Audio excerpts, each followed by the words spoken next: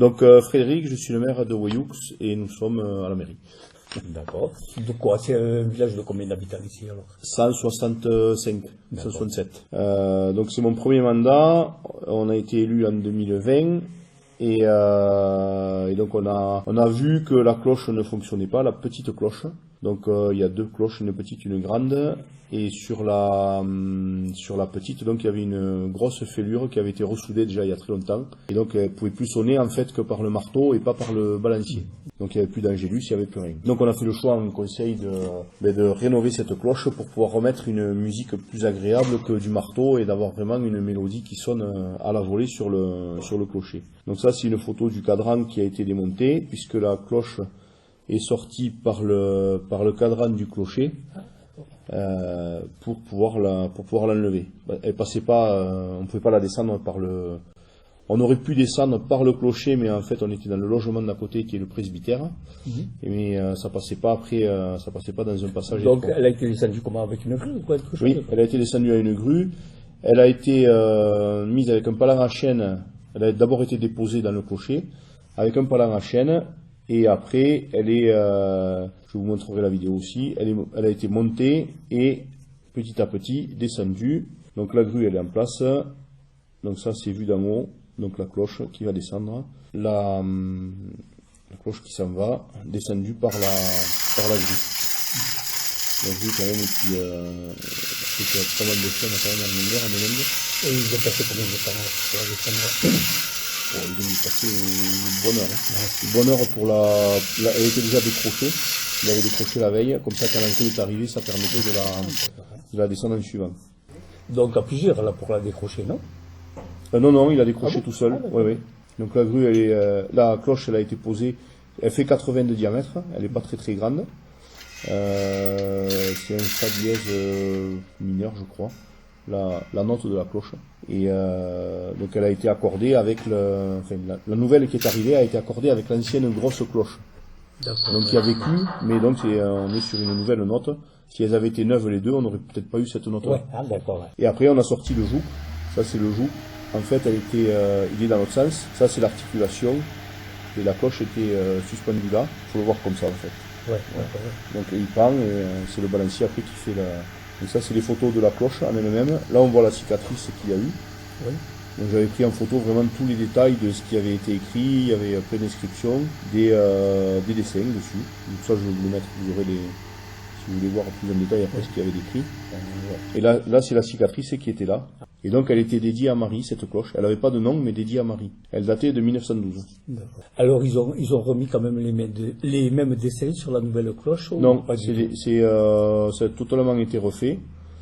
On a ça c'est l'ancienne.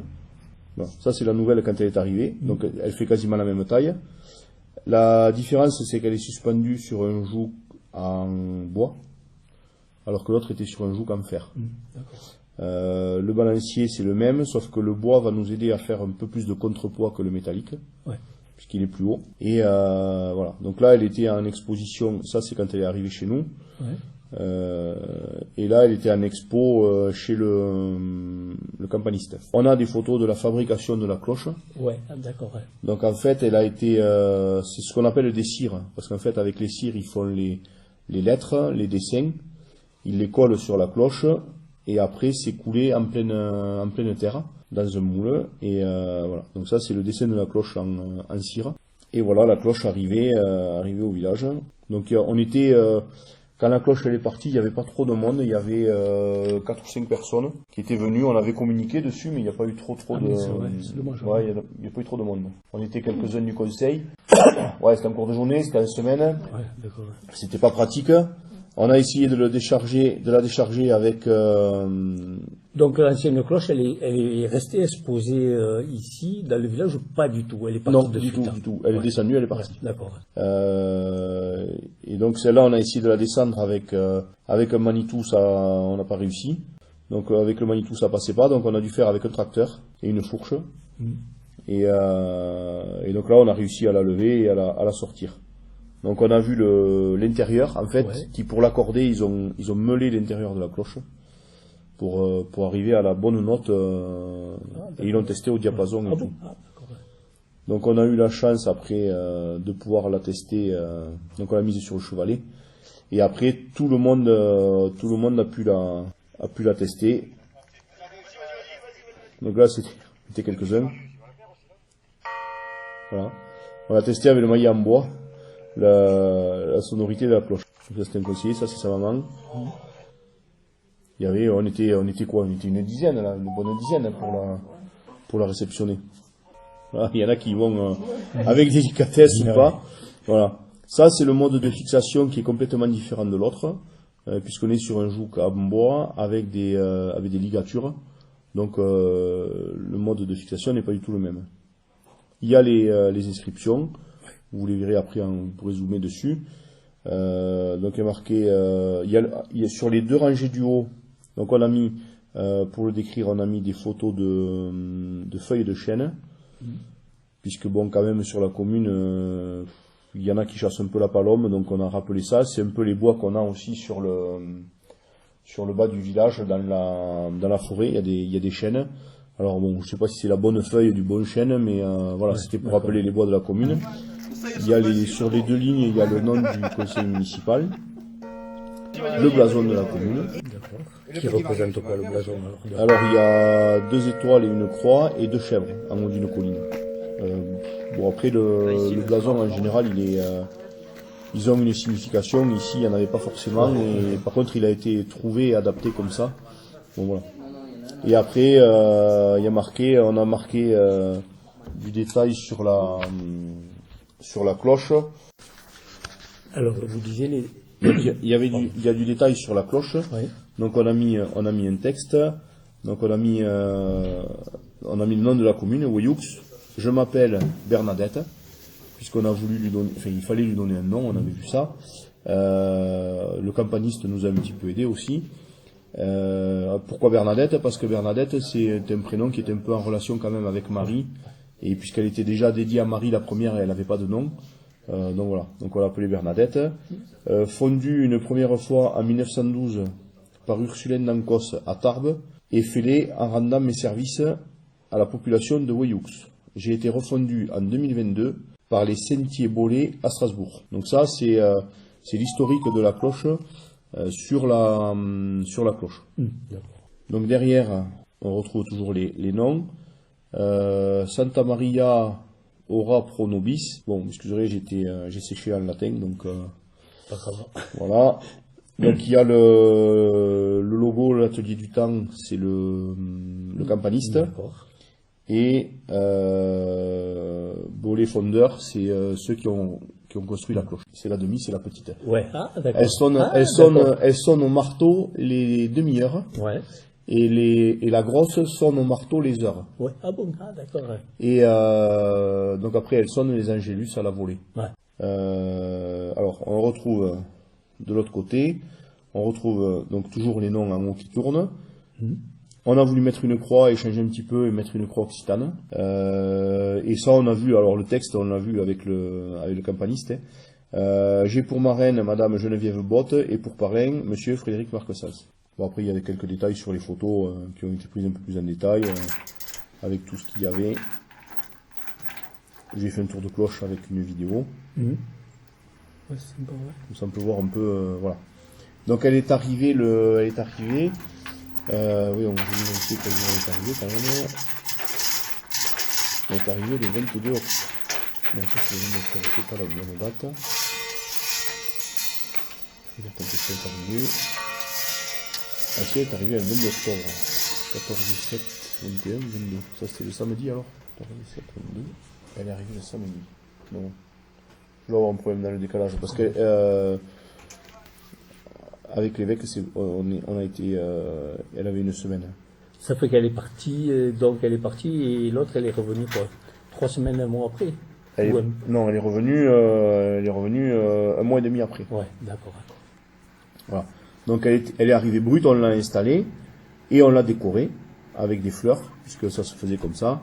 Et voilà, on avait mis en place des photos tout autour du cœur là pour qu'on puisse que les gens puissent voir à quoi ressemblait l'ancienne aussi, comme elle n'était pas là. Et voilà, donc là on était quelques-uns, ça c'est le campaniste. Voilà, pour l'amener, parce qu'on a fait rouler, il a fallu l'installer. Bon. Les gens, ils ont été surpris d'entendre plus qu'une cloche ou pas du tout? Non, ils se sont pas rendus compte. Après, on leur a dit, mais parce qu'il n'y avait plus le cadran, mais voilà, c'était important.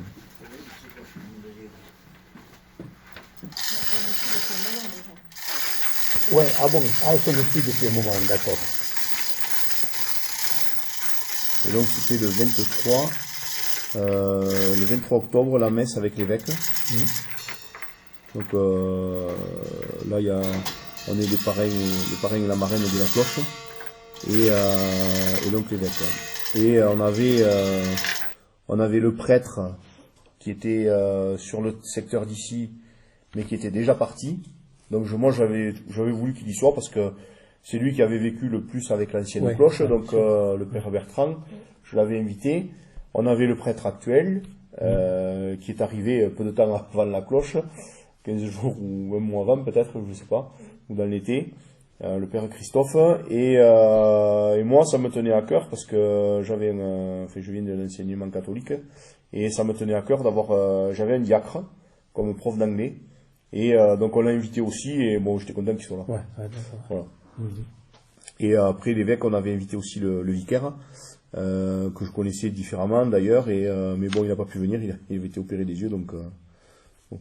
Sinon, il y avait du monde de retour quand elle est revenue, la cloche, hein? Quand elle est revenue, des gens du village, il y avait 10-15 personnes peut-être, il y avait un peu de monde.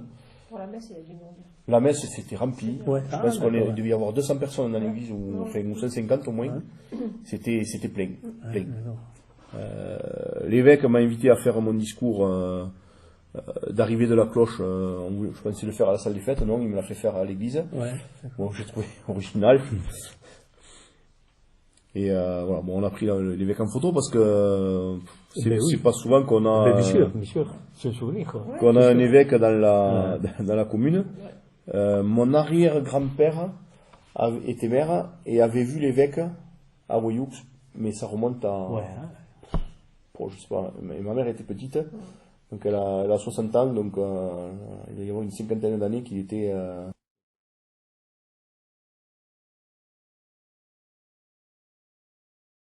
Et donc après la cloche, elle est ressortie, on l'a sortie de l'église, et elle a été reposée le mercredi qui a suivi. Elle n'a pas été montée de suite, alors? Non, on l'a remontée après dans la semaine. Et là, c'est pareil, dans la semaine, il y avait le jour où elle est remontée, il y avait du monde. On l'a remontée avec la même grue. Ouais. On est repassé par le trou du cadran. Et alors après, c'est pareil, là, ça a été un jeu de palan à chaîne. Il y en avait là de partout. Il fallait arriver à passer, à la mettre. Et après, elle a été remontée, remis le joug et reposé après en suivant. Donc il y a passé quasiment 2 jours. Hein. Ouf, je crois que le mercredi on l'a monté, le jeudi je crois qu'il y était encore, et le vendredi je crois qu'il venait finir les derniers branchements. Parce qu'il a fallu rebrancher tout l'électrique dessus, l'électronique. Donc il y a des photos, je vous ai mis des photos de la grosse cloche. Oui. Enfin, je vous les mettrai. Ouais. Parce que voilà, c'est un patrimoine qu'on n'a pas trop l'occasion d'aller voir en haut. Bien sûr, ça ne passe pas facilement, mais enfin, moi au moins. Ouais. Et là, le passage était 3. Mais c'est interdit, là, la porte est fermée, là. Je voulais monter, c'est fermé. C'était fermé, non? La porte de l'église? Ouais, là-haut. Ah bon, bon, il n'y a pas de clé. Non. Ah bon? Non. Ah, c'est juste, il fallait juste pousser. Ah bon, d'accord. Ouais. Bon, je savais pas. C'est qu'une trappe. Ouais. Voilà. Ah, d'accord, ouais. Bon, et puis j'ai trouvé, en regardant cette cloche, j'ai trouvé un truc rigolo, c'est que, j'ai trouvé il y a plein de statues tout autour de la cloche, dessinées. Et il y a Saint-Barthélemy, et c'est le prénom de mon fils sur la grosse cloche. Je trouvais ça marrant. Donc là, on a les morceaux. Je sais plus comment ça s'appelle, là, le truc qui tape. Elles sonnent différemment, mais s'il y a des enterrements, des mariages ou des choses comme ça. Alors, oui.